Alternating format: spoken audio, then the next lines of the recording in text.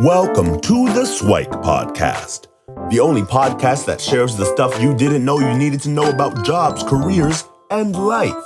The SIWIKE podcast, the stuff I wish I knew earlier. Hi, everyone, and welcome to the SIWIKE Stuff I Wish I Knew Earlier podcast. And we're here again with our special guest host, Michael Fearon.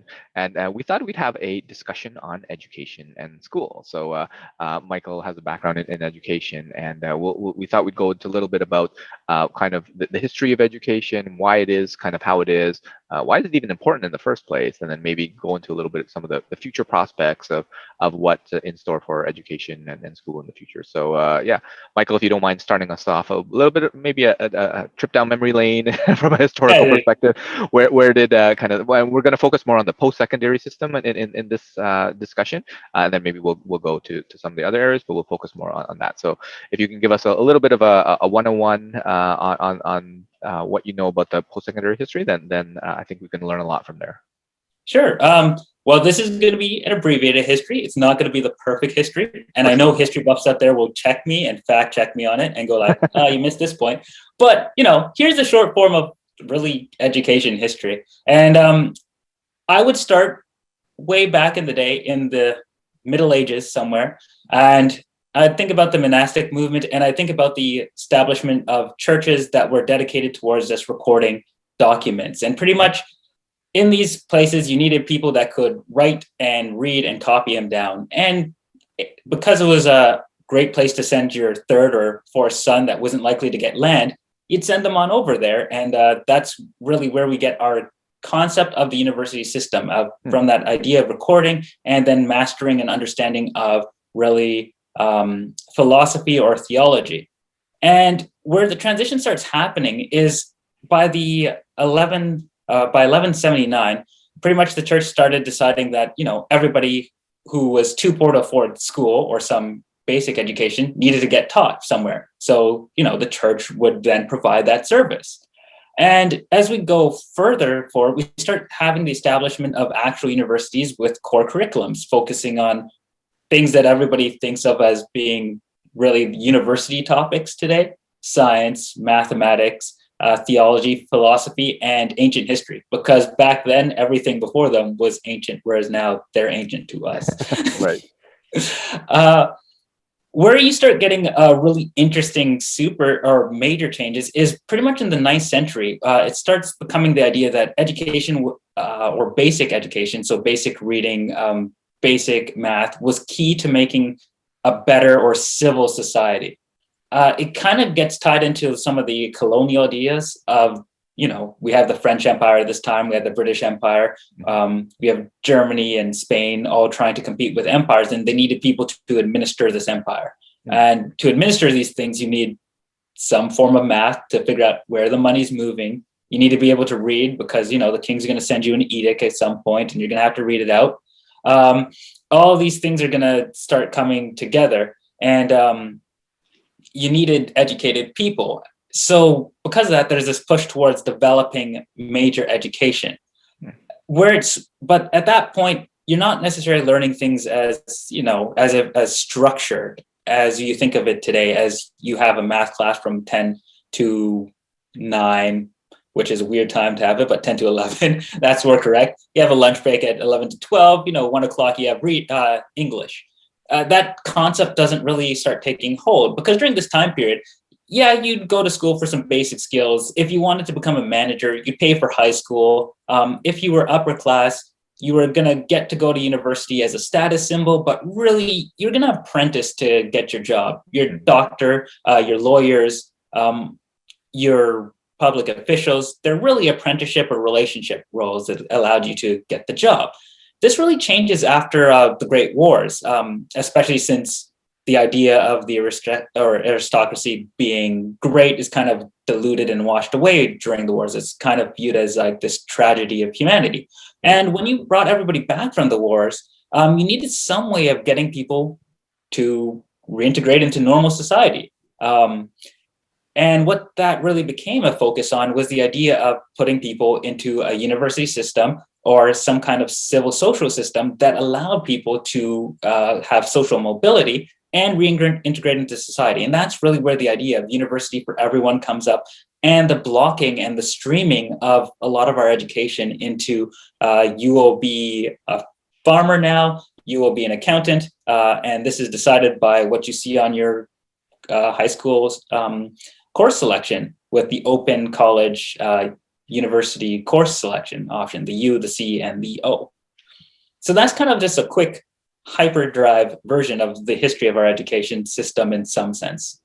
Yeah, and I found that really interesting because if you kind of play that back, I mean, we really didn't have the same concept of kind of university college until like the 1940s. So that's really only kind of like 80 years ago, one or two generations ago, where our grandparents probably wouldn't have had that same kind of expectation.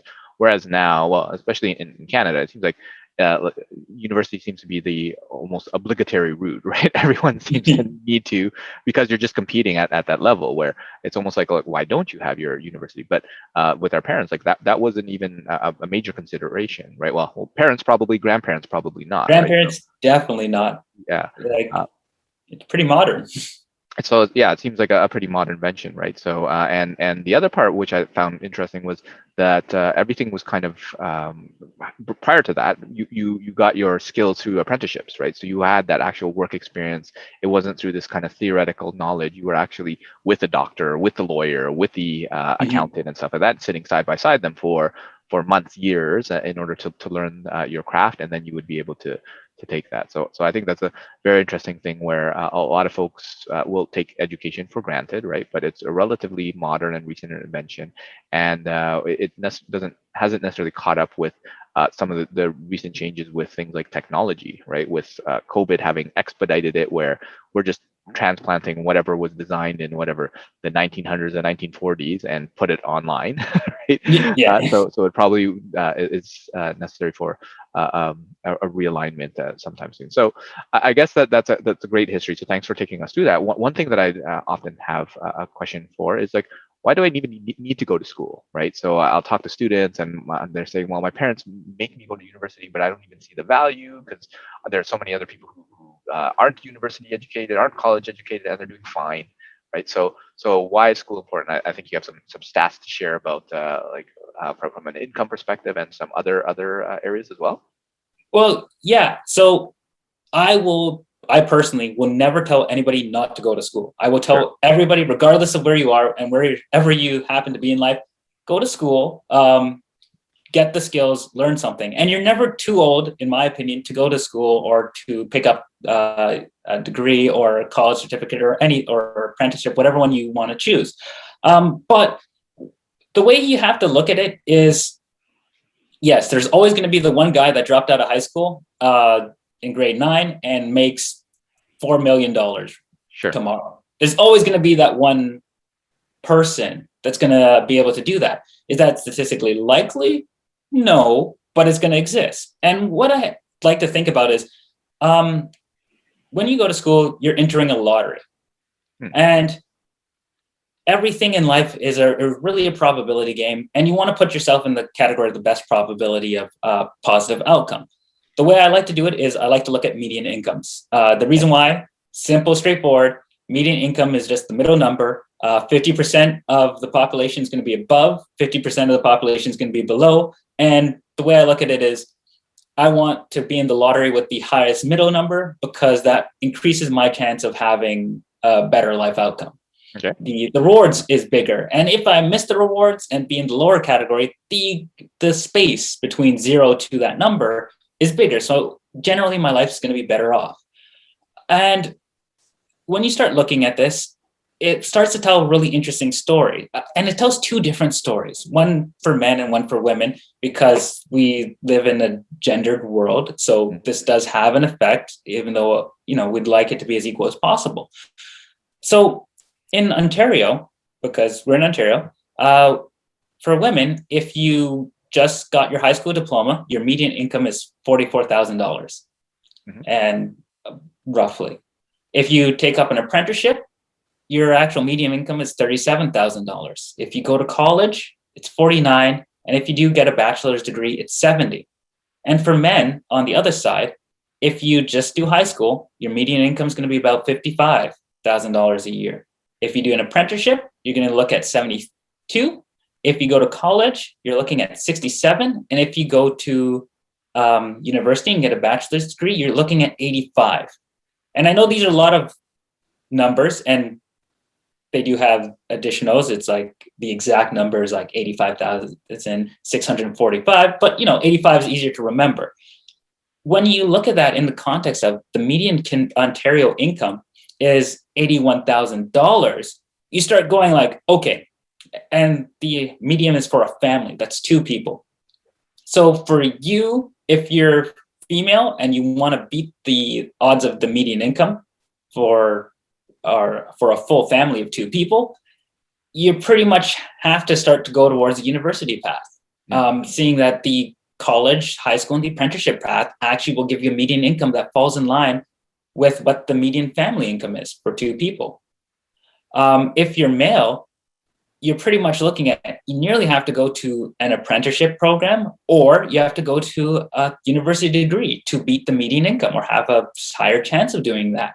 And so that's where it gets really interesting in the sense that the things, although we like to think about don't go to school, don't do it, for most of the population in Ontario's context, getting a bachelor's degree is one of the only ways, or one of the more sure ways, I should say, or more statistically likely ways to beat that median family income and to actually improve your life, or and to have a chance of living what's, the fancy life. Yeah, and I think that's a lot of good points in the sense that, well, if we take that median income as kind of that 81K, if you want to be above the top 50%, then based on those other numbers that you mentioned, really the only way that you can do that is if you go that university, that college route. Well, and obviously 81 is the combined family. So if you have both your male and female, if both the 2 partners are working, then you can take even the low ends and like whatever the 44 and the 55. That's still above the median, but that necessitates that both have to work, right? And I guess it's quite practical in this day and age. It seems like that all incomes probably have 2 income earners. So obviously that wasn't the case. Well, that wasn't the case in my parents' day, and definitely not the case in my grandparents' day. So society has shifted a little bit. So it's allowed a little bit more flexibility for that in the future. Well, right now, where if there is 2 university ones, then your income probability is higher as well. But one thing that I took from that is it's probability and not certainty, right? Because just because you went to university, you're likely have higher chances of doing that. But I mean, you could easily go on the lower 50% of whatever it is if you don't do well in university, or don't take advantage of like the work experience or co-op or whatever programs where you end up not being as competitive in the workforce as maybe some of your classmates that are in there. So I think it's a good argument to say that, well, statistically, be in the higher percentage, you want to do that. And I would echo the sentiment that I would encourage everyone to go and seek out some sort of schooling or education, but don't necessarily just go there for the sake of the education or that piece of paper or whatever. Take it for the learning and the growth and what you're going to do with it, because some people have that where I'm just doing it for the sake of doing it versus, well, I'm doing it for true learning. So hopefully that gives a compelling reason for folks to want to kind of pursue that education. And I think you had some other thoughts that you want to share in regards to like different industries and areas, and in terms of where you go into as well. Yeah, that's the part to add layer to the complexity of the probability game is, it also depends on industry and what you decide to study, or what you decide to do with that studies. I personally, from my last time, I started in history, ended up in disaster management, and do education and work with the labor market. So it often comes down to the combination of a whole bunch of stuff together that allows you to take up what your final occupation is going to be. But for example, right now in our COVID environment, unemployment across the entire field hasn't hit everywhere evenly. If you're in the food services or if you're in the warehouse services, you've seen a massive decrease in the amount of employment opportunities or jobs, just because there's not as much retailability right now. You can't go to the store, as well as even in transportation services. So if you went to school for logistic purposes or a topic like that, you might actually find yourself on the short end of the stick given the current financial situation. Alternatively, if you went into the financial services right now, or if you went into the professional sciences and technology, COVID is not a bad thing for you, actually. You're actually seeing a boom in your employment numbers. The Ontario numbers, for example, if you were to pick a random occupation, if you're in wholesaling and retailing, you're looking at negative 73,000 jobs right now. Wow. If you are in the insurance professional zone, you're looking at a plus 33,000 jobs. So it comes down to what occupation is you're in and what happens in the labor market at that time as well. So I always go for education as a whole. Don't beat yourself up on, I spent all this money in school. It's $45,000 to $60,000. It's as much as a sports car.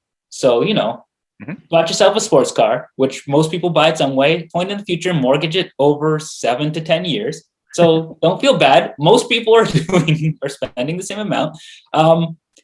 But what you're really buying is the opportunity to have the skill set to adapt to whatever happens in the labor market. Sure, you could be in logistics warehousing right now, and all of a sudden we lose 25,000 jobs. But because you had those skill set, you could transfer to maybe manufacturing or supply chain and manufacturing right now, which is plus 14,000 jobs. Or maybe you understand the complexities of moving stuff and moving equipment and what that needs, and you become really useful for the professional sciences, which is also having a boom right now. So you kind of have to look at it from the perspective of what you're really investing is in your own capacity. And don't undervalue your own capacity, and people shouldn't undervalue their own capacity. They need to believe in that and see that to actually utilize the fullness of what university can offer or what education can give. Yeah, and what I took from that is university or education is definitely a worthwhile investment, right? And like if you're going to treat yourself to a sports car, you might as well treat yourself to a university degree, that sort of thing. But the other part which I found interesting was that, well, you mentioned really cultivating a skill set, right? So it's almost like really what you want to do is learn how to learn, right? As part of that. The skills, a lot of the transferable skills, you probably want to emphasize a little bit as well, in addition to whatever you're learning in your particular industry. Because what I took from this is if I took a snapshot of this in, let's say, circa 2008, 2009, well, it would have painted a very different picture, because I think that the financial services would be way down compared to other things. And then if I take it from 2002 in the dot-com bubble, then the tech one would be totally totally down. So it's one of those things where, like, because we're taking a snapshot right now, doesn't mean that's how it will be and how it'll stay. So it's less on the where you are right now. If you can adapt yourself and say, you know what, kind of that Wayne Gretzky quote of skate to where the puck is instead of where it is or where it was, then you'll often be in a better shape. And the other part is, if you kind of quote unquote future proof yourself by learning to learn and all those foundational skills about like critical thinking and all that sort of stuff, relationship building, all that, it doesn't really matter if you're in tech, if you're in finance, if you're in accommodation and food services, because I'm sure after all this, like, they'll have a boom because everyone wants to go out, everyone wants to travel, everyone wants to do all that. So there'll be not enough, and you'll probably be doing really well if you're in the industry once some of the recovery happens. So oh, definitely. And I think that comes down to something that you definitely highlighted, and which you're great at, is that interpersonal skills and having those interpersonal skills, because that's what's going to carry you into the future. These numbers are going to change by next month, and they'll change a year from now, and so on from now until the end of time, or whenever we get super robots that do all of our work for us. But it'll continue to change, and people need to know how to communicate and to evolve with that, and how to just be people. Yeah, and speaking about kind of the future, so we probably want to have a little bit of a discussion on the future of education, right? So far the education system, we talked about how kind of from the monastic times, people were kind of getting a general education. People were more on the apprenticeship side, up to kind of the world wars, and then after the world wars is where we kind of really see our current modern university system, but COVID has changed that, right? Where everything's kind of online, where a lot of it has been replicated, but now there are a lot of different disruptions and changes in the education spectrum, in the industry, in the domain. What are some of the changes that you're seeing that you're excited about, that you think will really kind of coalesce, or it might be too early to tell, but what are some of the things that are kind of sparking your imagination in the education industry? Well, sparking my imagination is really access. The rate at which access to education is being spread out, and not only just through traditional means as such as the university sphere, but also through the what would be considered the at-home learning sphere as well. The example is Udemy getting more and more certificates that are actually really useful, actual career building certificates. The introduction of a lot of universities that previously were not in the space of providing online learning coming in, and also the completely disruptive consortiums of groups of or motivated individuals, or what I would describe as a network education hybrids, where pretty much they are providing what would qualify as a university program, many of them in the business field or business sphere, but also combining that with direct mentorship in that program off the bat. So I think that there's a lot of interesting evolution coming out, and it's all powered by really technology that we've had for the last 5 years, but nobody wanted to really use it because there wasn't really the cost structure to do it. Right. In my opinion, everybody could show up still to a university. They could sit in the classroom, but now we're forced to because of COVID. We've had all this technology before. Everybody could Skype and FaceTime, but it's kind of precipitated the definite tying of the two together, which I think provides amazing opportunities for pretty much everyone everywhere to learn. It will just be what will be interesting is to see how the costing starts playing into that, because now there's pretty much options for everyone, from free education through the MOOCs and the massive online repositories to expensive Ivy League education from Harvard, which is providing the same service. And I'm curious to see how that's going to play out as everybody starts competing, and competition usually brings better education for its consumers. For sure. And I think part of it is also the legacy of some of the prestige of these organizations, right? So I don't think, I presume something like a Harvard, it has kind of that global recognition, will always have a presence, right? So they'll hopefully be able to adapt where they'll be on the education stage and once they perform. It's kind of those middle tier universities that nobody's really heard of that probably might be in a bit of trouble. And obviously the lower tier ones where maybe they'll get it based on just pure price point, where it's just cheap and available. But with things like technology, it's kind of totally changing the model, where how much is the prestige of a particular school worth, right? Maybe something with like an Ivy League reputation like a Harvard is worth a lot, but university of name the city, right? How does that university play on the world stage, right? Or even on the local stage for that matter, and how much is that worth? So it's kind of interesting how things will disrupt. And what's interesting to me is things like companies like Google, who are actually offering certificate programs too, right? So instead of getting a degree at the university of whatever, I can get a degree from the University of Google, right? And which is going to make me a little bit more employable. Well, this university that might be known for that, or a large company, right? So as more companies like Google are trying to really get onto the education side, I think that'll be an interesting one. Obviously we talked a little bit about Udemy, and then obviously some of the schools that are putting their offerings online, from like the Coursera's of offering things things like that, where now you don't have to be in that actual city or that location. You can take it from anywhere. And even they have like the cohorted versions where you can actually participate online with the class and have people grade your marks and stuff. So it's not just the typical self-directed and then follow at your own pace type of thing. You're actually with someone. So it's kind of more of that hybrid model, which I think is really interesting. And things like Seth Godin has this concept called the Alt MBA, where it's not actually an MBA, but he's a great marketer, so he spun it in a way where people would want to buy. And from my understanding of how the program works, it's actually a lot of coach and facilitated discussions where it's not really a professor talking about something specific. It's everyone learning about a concept and idea together and doing a lot of deliverables. So it's a little bit more that democratized type of education where it's not like just the professor or the instructor, lecturer, or whatever.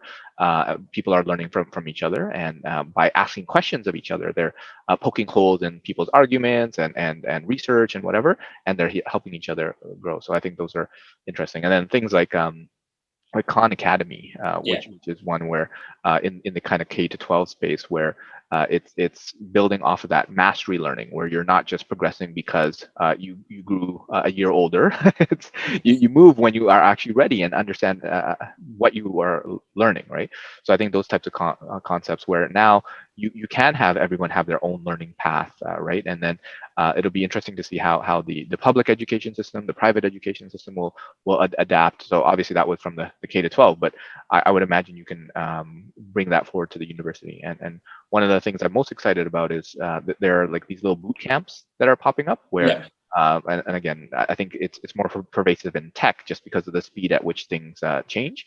But in 4 months, you can kind of learn and get the amount of employability that someone with a 4-year degree would get, right?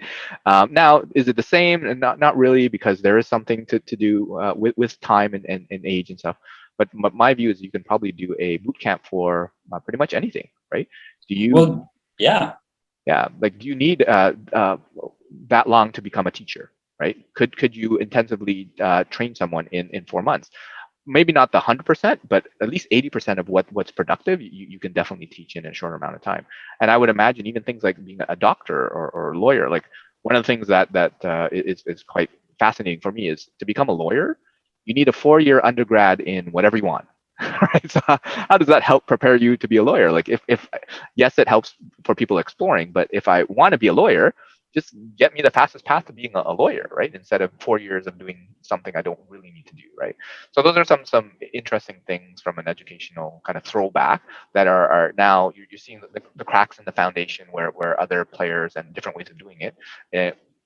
To allow for more efficiency and more effectiveness in that training. So it's less about kind of going to school and as we talked about, more getting that education and learning, because you can learn an awful lot off of YouTube, right? Well, no, you can learn an awful lot off of YouTube. Like, I don't think there's a skill you can't learn anymore off the internet for free. I'm nearly sure that nearly most knowledge that anybody could ever need is online somewhere for free, and you can pick it up. I think and when I think about the future of education, as education becomes more and more ubiquitous and more available, I think the next challenge, or the challenge that is going to face, is more of certification bodies deciding their own certification systems and setting up their own rules, and professional bodies more so than necessarily the education institution itself becoming the blockade. It's like teachers need to go 2 years at teachers college or do the 1 year after they finish a degree to qualify for their licensing body. HR professionals need a certificate then to finish the exam to qualify for this occupation. And I think what the one part that I think falls in the background of the story of education, which even my history example did kind of gloss over a little bit, is the aspect that we still live in a very trade or guild-oriented society. So we have professional guilds that dominate occupations and then dictate to the public, how do you join that guild? Right. And I think what I think will be interesting in the future for what will transform education is as the supremacy of these guilds start to come into question of how you learn. If you can access all the knowledge to pass all the exams anywhere, why is the process required in this specific way? And I think that as that becomes more of a question and that becomes challenge, I think we're going to start seeing a lot of shifts in education space as a whole. And I'm excited to see it. And I'm also excited to see the internationalization of education, to start seeing a world in which your location where you got your degree transfers to anywhere else on the planet. And it works strongly for a lot of Western universities still currently. If you went to Oxford, you show up in Canada, people are like, oh, wow, you went to a cool place. If I went to the University of Outer Mongolia, which is the best in mining rare earth minerals, and I show up here and go like, hey, I'm one of the experts in mining, people look at it kind of funny. And I'm excited to see, as labor becomes more international, also our certifications and our qualifications becoming more international, to the point at which in utopia world, it nearly doesn't matter where on the planet you are, you can have access to the highest level of education. Yeah, that's a very interesting point because, well, we're here in Canada and we're a country of immigrants and newcomers, and there's so many internationally trained, very smart, very capable and strong people. But unfortunately, there's this kind of myth of Canadian experience, Canadian education, which is highly prized, even though it's probably the same and it might be even better elsewhere, right? But it is part of kind of like the mindsets and perspectives of many out there.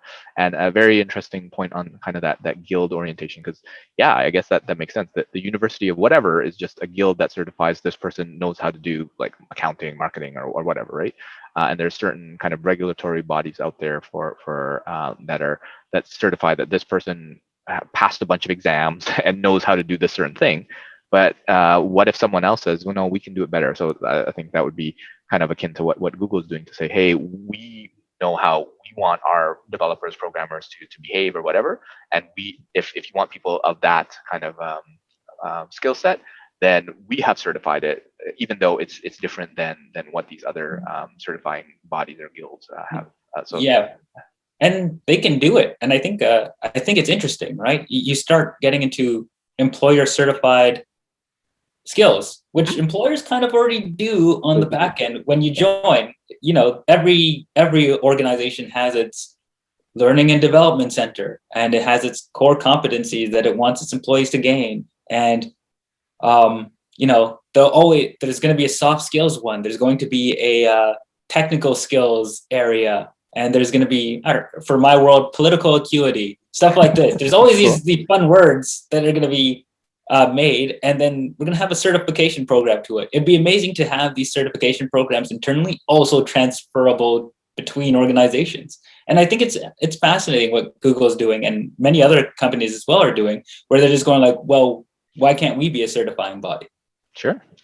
Yeah, and that's probably a good question that, well, we don't have the answers to right now, but it'll be very interesting to see what the future will hold. And I think that'll be a moving target in the sense, well, like different questions will come up that will necessitate kind of different answers. And it probably won't be a one-stop solution, right? And it might be based on industry, it might be based on country, region, might be based on all sorts of different factors that have different solutions. But I think it was a very interesting discussion for me. I learned a lot in terms of education, and I'm hopeful and interested to see what some of the other things that we just talked about from a future of education kind of what falls into place in the coming years and decades. But yeah, thanks so much, Michael, for sharing your insights on education. Are there any kind of parting words or any interesting aspects of education that you'd also want to share with the audience? Parting words, I'm gonna go with everybody just go to school, just grab those skills, gain those skills. It's not about the paper, getting those skills. And also, honestly, be creative. It's amazing what you can combine. Yeah. And I would echo that. I think what came to mind for the first one is that Mark Twain quote: "Don't let school get in the way of education." So make sure you get that education, get the skills, as Michael mentioned. Less fussed about the actual like piece of paper that you get. And the other part about the creativity, I would echo that too. Where that's probably one of the skills that the AI and the robots and the machine learning won't take away from us, at least not until much later on. So if you want to have kind of future-proof yourself, then take a look at creativity. And creativity is not just the fine arts like painting and dancing and drawing. There's creativity in teaching. There's creativity in accounting and engineering. There's all sorts of creativity everywhere. So thanks so much, Michael, for joining us, and No hopefully problem. we'll have you back for a future episode. Yeah, I look forward to that. Thanks for joining us on the SWIKE Stuff I Wish I Knew Earlier, the podcast. If you like the podcast, please subscribe on iTunes, Stitcher, or wherever you found this podcast. And if you can give us a review, that would be very appreciated. Feel free to contact me on LinkedIn at LukiDanu, LukiDanu, and the same on most social media platforms. And I look forward to hearing from you. Thanks. Bye.